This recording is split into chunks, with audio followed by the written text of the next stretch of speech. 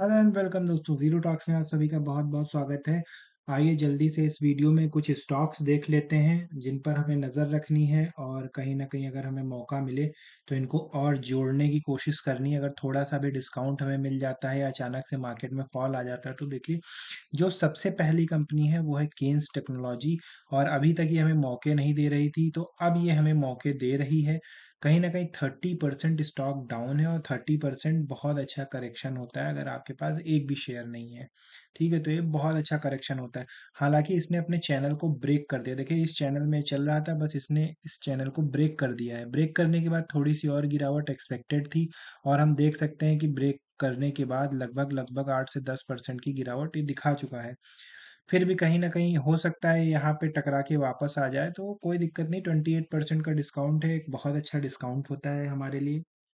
और कहीं न कहीं हम यहाँ पर अपने स्टॉक्स को खरीदने की शुरुआत कर सकते हैं। देखिए, अगर ये स्टॉक आपको कहीं न कहीं इस लेवल पे मिल जाता है, इस लेवल के आस-पास मिल जाता है, यानी 5000 के आस-पास मिल जाता है, तो एक बहुत अच्छी बाइंग अपॉर्च्युनिटी हमारे लिए होगी।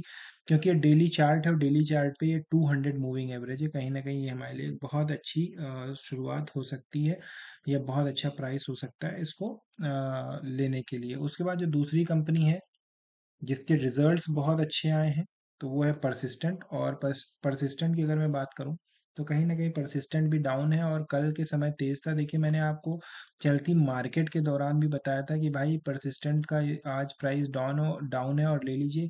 तो अभी ऊपर से 6% डाउन है। अगर वापस से मान लीजिए बजट में हलचल होती है, ये आपको 6000 के आसपास मिलता है, तो ये भी बहुत अच्छा मौका हो सकता है परसिस्टेंट के लिए।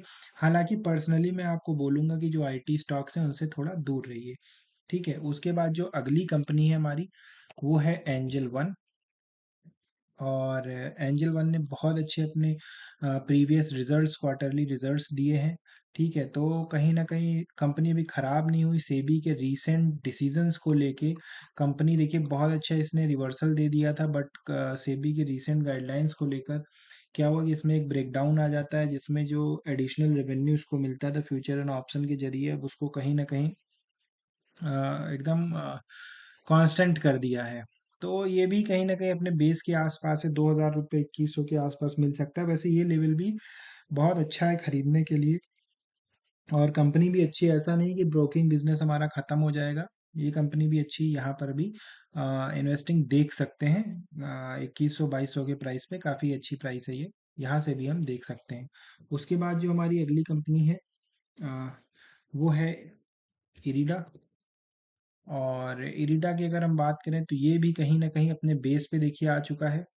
और ये जो इसका बेस था, अपने बेस के आस-पास ये कंपनी भी आ चुकी है।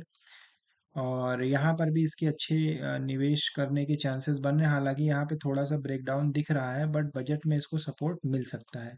उसके बाद जो हमारी अगली कंपनी है वो है आईआरएफसी की। और आईआरएफसी देखिए, इसकी भी जो रिजल्ट्स हैं वो बहुत अच्छे स्ट्रॉन्ग हैं। जो ऑर्डर बुक है वो भी काफ़ी अच्छी है, और कहीं न कहीं ये अपने सपोर्ट के आस-पास है, तो एक बहुत अच्छा मौका है। ऊपर से देखिए, ऊपर से लगभग लगभग 40% की गिरावट इसमें मौजूद है। उसके बाद अगर मैं आपसे बात करूँ तो अगली कंपनी हो जाएगी हमारी टीटागढ़। और टीटागढ़ में भी अगर हम देखें तो कहीं न कहीं ये इसने थोड़ा-सा ब्रेकडाउन दे दिया है, ठीक है? और मुझे ऐसा लगता है कि बजटरी में रेलवे को थोड़ा-सा अलोकेशंस मिल सकता है। अगर इसको अलोकेशन का स्ट्रेंथ या बजट का सपोर्ट नहीं मिलता है, तो हम मान सकते हैं कि इसमें अगला जो रेजिस्टेंस है वो लगभग 870 850 के आसपास का होगा। ठीक है, बहुत अच्छे डिस्काउंट्स ऑफ़र कर रहा है। कहीं न कहीं जिन लोगों के पास एक भी शेयर नहीं है वो ध्यान दे सकते हैं। कंपनी बुरी नहीं है, बस कंपनी का समय खराब है। और देखिएगा, ये सारी कंपनियाँ जब चलेंगी ना तो पकड़ में नहीं आएँगी। आप हिस्टोरिकली देख लीजिए, जब ये कंपनी चलती है ना तो फिर इनके प्राइस समझ में नहीं आते कि कहाँ पर हम घुसें। हर दिन आपको प्राइस और महँगा और महँगा और महँगा लगेगा, आप कभी घुस नहीं पाओगे प्राइस पकड़ने के लिए, रिग्रेट ही रह जाएगा। उसके बाद जो अगली कंपनी है वो है आरबीएनएल। और आरबीएनएल में भी देखिए यही डिस्काउंट है लगभग 36% का। और ये भी अच्छी कंपनी है, इसके ऑर्डर्स बहुत स्ट्रांग है। देखिए, लास्ट तक आप हमारे साथ वीडियो के बने रहिएगा, आपको लास्ट में बहुत ही एक इम्पॉर्टेंट चीज़ मैं बताऊंगा। ठीक है, बहुत ही इम्पॉर्टेंट चीज़ आपको लास्ट में मुझे बतानी है।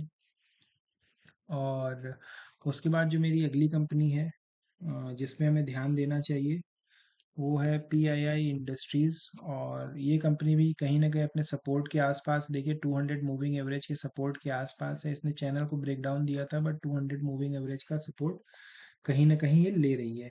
ठीक है, तो ये भी एक अच्छी कंपनी है। उसके बाद जो अगली कंपनी है वो है इंडिया मार्ट। और इंडिया मार्ट की अगर बात करें तो ये भी कहीं न कहीं अपने सपोर्ट के आसपास है। ये देखिए, इसने रिसेंट अभी अपना इस लेवल को तोड़ा है 2200 के लेवल को, और अब अपने 2000 के आसपास सपोर्ट पे है। ये इसका एक बेस फॉर्मेशन है। ठीक है, तो कहीं ना कहीं अपने बेस के आसपास है कंपनी। और यहाँ पे एक बहुत अच्छा मौका हो सकता है कंपनी को एक्वायर, कंपनी को के शेयर्स को खरीदने के लिए। लगभग 60% कंपनी अपने ऑल टाइम हाई से डाउन है। उसके बाद जो अगली कंपनी वो है APL अपोलो। और देखिए, अपोलो हॉस्पिटल्स है एक्चुअली।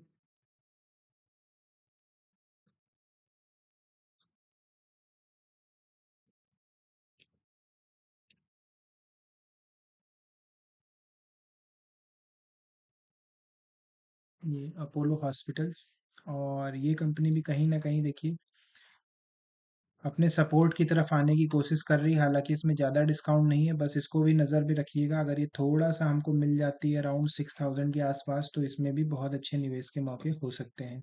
ठीक है, और ये कंपनी भी इतनी बुरी नहीं है, अच्छी कंपनी है, और इसमें भी अच्छे मौके हमको मिल सकते हैं। और उसके बाद अगर हम देखें तो जो मैं आपको बताने जा रहा था वो ये था कि NSE ने अभी हाल ही में अ, रेलवे इंडेक्स, जो निफ्टी इंडिया रेलवे PSU है, उसको लॉन्च कर दिया है निफ्टी ने। ठीक है, तो अब हमें कुछ ऐसा नहीं है कि अगर हमको रेलवे स्टॉक्स खरीदने हैं तो हमको रेलवे स्टॉक्स ही खरीदने हैं। निफ्टी इंडिया ने PSU इंडेक्स लॉन्च कर दिया है। और सबसे अच्छी बात यह है कि जो ग्रो है, ठीक है, उस ग्रो ने grow NFO railway PSU grow ने इसको देखिए कर दिया है। इसके लिए इसने एप्लीकेशंस मांगी है ग्रो ने अपना लॉन्च किया है कि जितने भी रेलवे स्टॉक्स हैं उन रेलवे स्टॉक्स में निवेश करें। और इसके जो शुरू के चार हैं वो है IRFC, RVNL, IRCTC और CCNL। ये इसकी होल्डिंग्स, बट अराउंड 80% होल्डिंग्स एक दो तीन चार कंपनियों की हैं। इसकी स्टार्ट डेट है 16 जनवरी, और अलॉटमेंट डेट 6 फरवरी 2025 है। एंड डेट 30 जनवरी है। तो इसने अभी रेलवे, तो अगर आप IRFC या रेलवे के स्टॉक्स नहीं खरीदना चाहते हैं, तो आप कंपैरेटिवली अपना दिमाग अगर नहीं लगाना चाहते हैं कि कौन से रेलवे स्टॉक रखें, आपको बहुत कन्फ्यूज़न है, तो आप डायरेक्टली इस ETF को ले सकते हैं और ETF को लेकर छोड़ सकते हैं लंबे समय के लिए, 2 4 5 साल के लिए छोड़ सकते हैं। ठीक है, तो ये एक बहुत अच्छा, अगर मेरी आप माने तो स्टॉक से बेहतर विकल्प मुझे यही लगता है कि जो छोटे इन्वेस्टर्स हैं, जो हम लोगों की तरह रिटेल इन्वेस्टर्स हैं, वो क्या करें, सीधे इसी ETF को ही बाई कर लेते हैं, इसी में SIPM चालू कर देते हैं। और यहाँ पर देखिए ओवरऑल जो भी फंड मैनेजर होंगे, मिस्टर अभिषेक जैन जी हैं फंड मैनेजर, तो उसमें मेजॉरिटीली जो है वो कोर कंपनियां, चार कंपनियां, 80% हमारा इसी में लग जाएगा, और बाकी वो खुद अपना खरीदते बेचते रहेंगे। ठीक है, तो उतना हमें तो नहीं मिलेगा, बट आराम से मैक्सिमम प्रॉफिट हमें मिल सकता है इसमें। तो ये एक बहुत अच्छा सेफ विकल्प है। रेलवे स्टॉक्स के इंडिविजुअल स्टॉक्स को खरीदने के बजाय हम अगर इसी को ले लेते हैं, इसी में इन्वेस्ट कर देते हैं, तो एक बहुत अच्छा रिटर्न दे सकता है। ठीक है, मैं आपको ये नहीं कह रहा कि नहीं आप इसमें इन्वेस्ट ही कर दीजिए, बस मैं आपको प्रोबेबिलिटीज़ और रास्ते बता रहा हूँ कहाँ पे हमारा पैसा सेफली बन सकता है। ठीक है, यहाँ पर आपको सिर्फ जेन्युइन सजेशंस दिए जाएंगे जहाँ पे आप वाकई में पैसा कमा पाए। मैं आपको कोई भी ऐसी ट्रिक नहीं बताऊंगा कि नहीं आप 1 रुपये का 10 रुपये बना लीजिए। ठीक है, 1 रुपये का 5 रुपये बने, 6 रुपये बने, 3 रुपया बने, 2 रुपया बने, बट सेफ बने। ठीक है, FD वगैरह जो ट्रेडिशनल तरीके हैं उससे ज़्यादा बने, बट सेफली बने, ये मेरा मोटिव है।